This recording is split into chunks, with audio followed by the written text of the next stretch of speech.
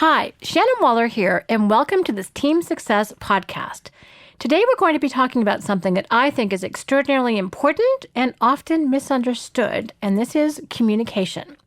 Now, what I want to share with you is actually based off of an exercise that I created with help called the Communication Builder. And we created this for our team programs at Strategic Coach because one of the things that we found in working with team members and working with entrepreneurs is that people were making a lot of assumptions, but they weren't actually getting at the heart of the matter about how they could actually communicate better. So before we get started, because you're going to want to write some of this down, I'd like you to go to teamsuccesshandbook.com and download the Communication Builder exercise. I'll talk you through it, so even if it's not handy right now, don't worry. But this will be a great tool to take back to your team, other people with whom you work, your spouse, lots of people with whom you want to have better and more effective communication. So the essence of the Communication Builder really starts with the fact that I realized that how people give and receive information can often be very, very different. And if you think about how you like to receive information, well, how does that work? Well, some of us like to get the bottom line. Some people like lots of detail. Some people prefer face-to-face communication. Other people, not so much. They'd much rather get an email, thank you. Some people love getting voicemail. Others, no, definitely do not leave me a voicemail. I actually met someone who, after I coached her on the Communication Builder, would put at the bottom of every email, please do not leave me voicemails.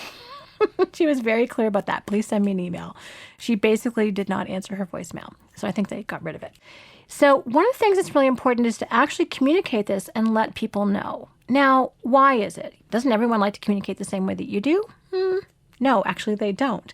And one of the things that we've realized is that people who, even if they've worked together for a very, very long time, can enhance their communication by having this kind of a conversation. Now, we all think that communication is really obvious and the means by which we do it, be it email, face-to-face, are so obvious, like, why are we talking about it, really? But it's so obvious that we don't talk about it, and that's actually the problem. So this is an exercise, really it takes about 5 minutes if you're just writing it down, that can be done very, very quickly. But when you share it with someone else, all of a sudden the lights go on. You're like, oh, that's been the cause of the problem. So let's dive right into the exercise. And again, the purpose of this is so that you and anyone with whom you work really appreciate the individual, distinct ways that each of you like to communicate, as opposed to taking it for granted that everyone likes to communicate the same way that you do. Because guess what? They don't.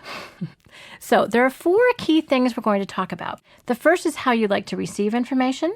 The second is how you prefer to give information. Next is timing. When is a good time to communicate with you and when isn't?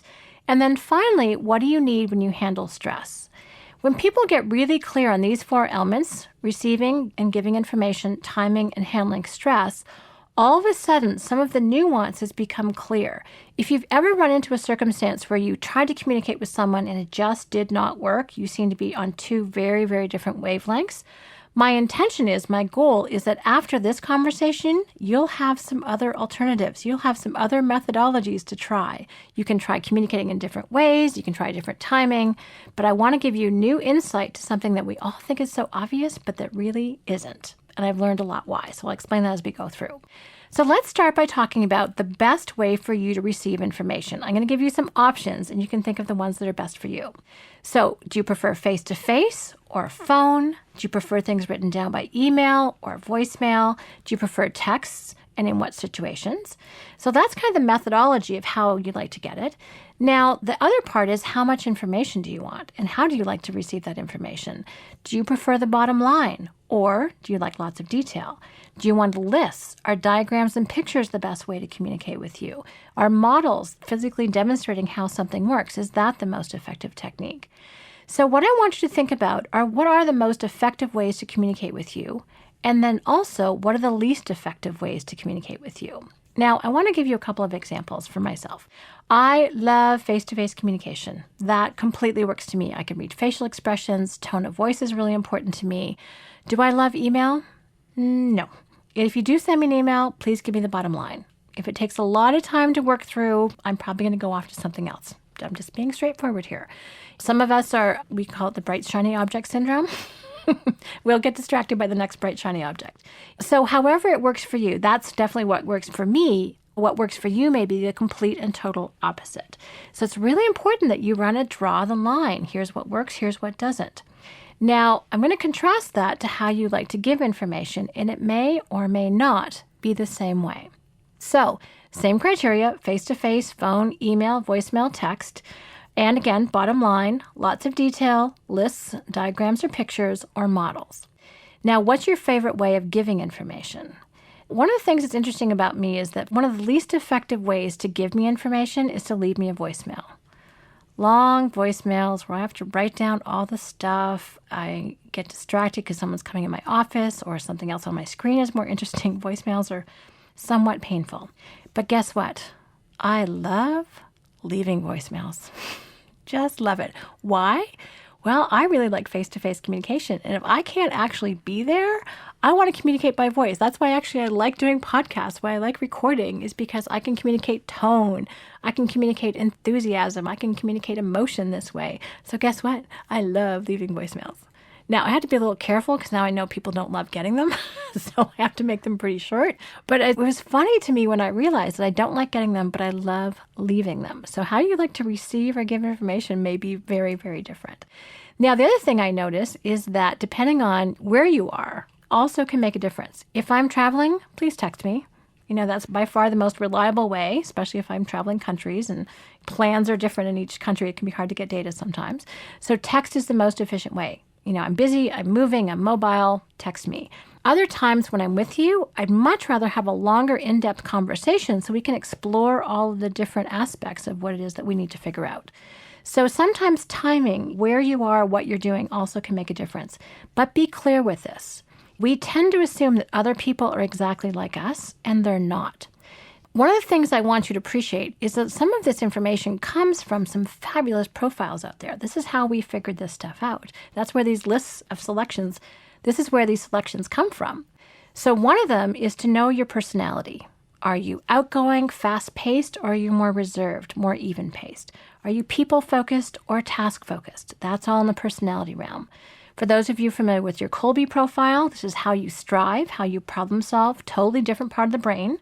If you're a quick start, which is somebody who likes to improvise and take action that way, well, it's not even that you'd like to, you need to take action that way, then you want the bottom line. You do not want the long, drawn-out stuff. You would just give me the bottom line first. If you're someone who's a fact finder, initiating a fact finder, you want a lot of detailed information so you can see that person's thinking process and make sure it aligns with yours. So again, knowing yourself, knowing how you problem solve, knowing your personality preferences has a huge amount to do with how you want to give and receive information. And so that's, again, the more you know yourself, the better a communicator you'll be, and also the more adept you'll be in understanding how best to communicate with other people, how to actually get your message across. One of the most important things to know about communications is not just what you say, it's the result that you get. And if you are adept and asked to receive information the way that you want it and give it the way that other people want it, your communication effectiveness will go up dramatically. That's my intention out of this conversation. Now, the other two aspects that are really key and somewhat entertaining are timing and how you handle stress. Now, timing is really interesting. So what time of day are you at your best, your most alert, you can take in the most input? Are you a last-minute person where that's where your creativity kicks in? Or do you want lots of information in advance? Do you like scheduled meetings or on the fly? Now, what's interesting about this, and I said earlier that a lot of communication dysfunction, I think, comes from assuming that how we like to do things is how everyone likes to do things, and we think it's obvious. Well, I've learned that other people cannot imagine how I'd like to do things, which tends to be more on the fly. That for them would just be horrible. That would not be an enjoyable experience. I've tried to do it their way, and that's horrible for me. So to each his or her own is what this boils down to. If you're a morning person, it's important that the people around you know that. If you're an afternoon person, people around you need to know that. I like to say that my husband's a day person. He's best between sunup and sundown. Whenever your energy is at the highest, when is the best time for you to receive information, and when is the worst time for you to receive information? One of the smartest things I did with one of the people that I've had the absolute pleasure of working with recently is one of the first things we did with each other was this communication builder exercise. It was great because both of us realized from the get-go that we were not morning people. So we decided that we would have a relaxed conversation at 9:15 every morning over tea or coffee. I like tea. She likes coffee. That way, we could gear up slowly, get on the same page, not stress each other out, and gear up towards our day. I am on fire at 5 o'clock. Ask the people around me. They're going home, and I'm like, hey, let's do this. That's how my brain works. Other people work a little bit differently. Now, if someone who's incredibly bright and perky and in my office at 7:30, I probably won't be there. That's not how I work. So timing is everything. You've heard that expression. And when it comes to communication, it could not be more true. It's really interesting. I want to share another story with you about a couple team members that we work with. One of them would tell his team member that what he wanted to do, he would give him a brand new list of things every morning.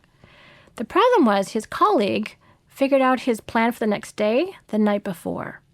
So every time the team leader came in and gave his team member a whole list of things to do, it completely wrecked this person's plan for their day. Once they did this exercise, they were able to reverse it. The team leader gave those lists of tasks towards the end of the day so the team member could integrate it into his plan for the next day. It worked so much better. But until then, it had been a very large, frankly, mostly unexpressed problem in their teamwork, and both of them were getting very irritated and very stressed with one another, something that was very easily solved just by switching the timing of when those tasks were delegated. The last thing I want to touch on is, what do you need to feel most supported when you're stressed? What do you perceive as being supportive, and what don't you perceive as being supportive? So, for example, one of the things that we've learned is that some people need focus time, others need input from other people, from ideas. Some people need reassurance. Other people, no thank you, just give me time alone to figure it out. Other people need update meetings so they feel like they're not out of the loop. All of these things are true. And you may have some additional examples to add into your own. Another great story that illustrates this. So I work with a team member and his key person, his key assistant. And it was really interesting. When they figured out how they each handled stress, they were able to have a major breakthrough. So what he needed when he was stressed was time alone to focus. What she needed was reassurance and conversation. So guess what each other did? They gave the other person what they needed. So what did this look like? This looked like when he was stressed, she'd be in his office, reassuring him everything would be okay. He was going insane. What would he do with her when she was stressed? He would very nicely leave her alone when she needed reassurance. Neither of them were feeling particularly happy with the other person about this. When they communicated based on this exercise, they were like, oh. So then he started giving her reassurance when she was stressed. She left him alone, went against her grain, but she managed to do it. And all of a sudden, things were so much better. So again, when I say we expect other people to be like us, unfortunately or fortunately, they're not. We just need to be able to adapt. One of the most important things is that you are very clear with yourself and others what are the best ways for you to receive information so you can be the most effective. And once you do that, it's also important to realize it's far easier to adapt how you give information. So that hopefully will have you be far more adaptable and frankly resilient in terms of how you communicate with other people. Now, to wrap up the exercise, the last part of it is just to think about, if you do this with someone else, to say, okay, what's our biggest insight? Maybe one of the reasons why your teamwork works so well with them is because you do give and receive information in very similar ways. You're both morning people or you're both afternoon people. You know, how you handle stress is similar. So that may explain the fabulous teamwork that you have. Or it could also help you solve some communication problems that you've been experiencing. Now, what I love is that this can provide insight to a brand new relationship and also to people who've been working together for decades. These are decades-long communication issues here that can get resolved when you talk about something that looks so obvious, but in fact isn't. So that wraps up our Communication Builder exercise. Again, to download the Communication Builder exercise, go to teamsuccesshandbook.com, where you can get lots of different copies, use them with as many people as you'd like. I hope you've gotten a lot of insight about the best way to communicate with you and how you can adapt your communication style to other people's. And as always, thanks for listening. And here's to your team success.